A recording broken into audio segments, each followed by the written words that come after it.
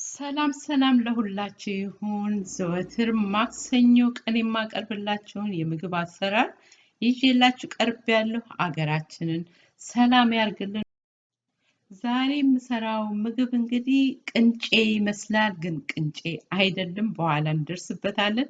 አሁን እንግዲህ የምታዩት ያዘጋጀሁት የዳቦ ዱቄት ነው፣ የተፈጨ የዳቦ ዱቄት። መጀመሪያ እንግዲህ ከቅንጬው ጋር ከምግቡ ጋር የማቀርበውን ዶሮውን እንደዚህ መጀመሪያ ማሪኔት አድርጌዋለሁኝ።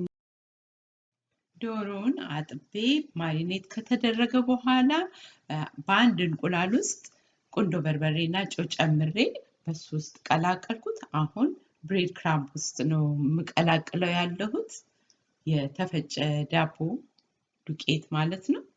እሱን በደንብ እንደዚህ አድርጌ እኩል በኩል ካዳረስኩት በኋላ እያንዳንዱን ትርፍ የሆነውን የዳቦ ዱቄት በወንፊት ነገር እንደዚህ ሰፋ የሰላጣ ማጥለያ በመሰለ ነገር ትርፉን ዱቄት እንዲወጣ አደርጋለሁኝ። ይሄን የምሰራው በኤር ፍራየር ስለሆነ ኤክሰስ የሆነ የዳቦ ዱቄት አያስፈልገኝም።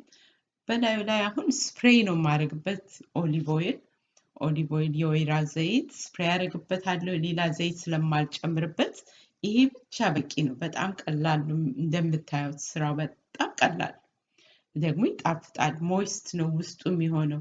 እንደዚህ አደርግና በ400 ላይ ነው ያደረኩት። 400 ዲግሪ ላይ አድርጌ ከ15 እስከ 20 ደቂቃ ድረስ አበስለዋለሁ። ኮምፕሊት ምሳ ነው የምናዘጋጀው ያለነው እና አሁን የጥቅል ጎመኑ እንደምታዩት በአበባ ነው የሚመስለው። እውነትም ወዲያው እንደገዛኑ ስንሰራው በጣም ቆንጆ ነው። አሁን ከውስጡ ያለውን ግንዱን አወጣውና እንደዚህ ክፍልፍል አድርጌ እቆራርጠዋለሁ። እንደዚህም እቆራርጠው ለመፍጨት እንዲመቸኝ አድርጌ ነው ስለሚመቸኝ ማለት ነው። ያው አሁን እንደዚህ ከተቆራረጠ በቀላሉ ለመፍጨት ይመቸኛል። ይሄውላችሁ ይሄንን ነው ቅንጬ ይመስላል ያልኳችሁ።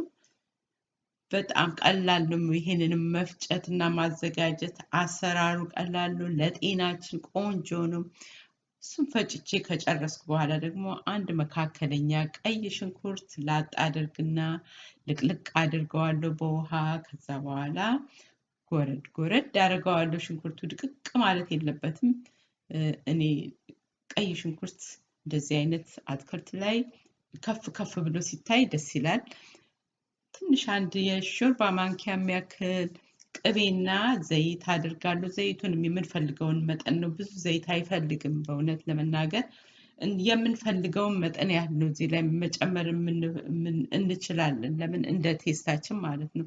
ነጭ ሽንኩርት ከዝንጅብል ጋር መጨመር እንችላለን። እኔ ግን የጨመርኩት ነጭ ሽንኩርት ብቻ ነው የተፈጨ። በላዩ ላይ ኦሪጋኖ ፓውደር ጨመርኩኝ። ቁንዶ በርበሬና ጨው ጨምሬያለሁ። እንደዚህ ደግሞ እንዴት ነው ክራክ ፔፐር የተሰባበረ በርበሬ የሚመስላል አይደል? ከሁለቱ አንዱን እኔ ይሄንን በቀላሉ ከትሬደር ጆ ስላገኘው እሱን ግዝት አድርጌ አንዲት የሾርባ ማንኪያ ጨምሬያለሁኝ። ቃጠል እንዲልልን ስለፈለኩኝ ነው እንጂ እንዲያቃጥል ካልፈለግን መጨመር አያስፈልግም።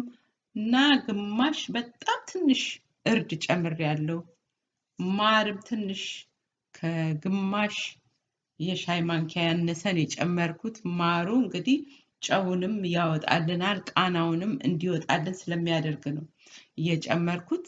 ያለ ማሩ መስራት እንችላለን። በተለይ ዳያቤቲክስ የሆኑ ሰዎች ከሆኑ ይሄንን ባዶውን ለመብላት ከፈለጉ እሱን አቮይድ ማድረግ ነው እንግዲህ ማሩም ማለት ነው። ሌላው ነገር ምንም ችግር የለውም። እንዳያችሁት እንግዲህ ቅድም የፈጨሁትን ካሊፍላወር የአበባ ጎመን እንዲህ ቅልቅል አደረኩት። በላዩ ላይ ግሪን ኦኒየን ነው በተን ያደረኩበት። አለቀ። በቀላሉ ደረሰ። ምሳ ወይ እራት ማለት ነው። በጣም በእውነት ለመናገር ቀላል ነው፣ ይጣፍጣል። ቅንጬ ነው የሚመስለው።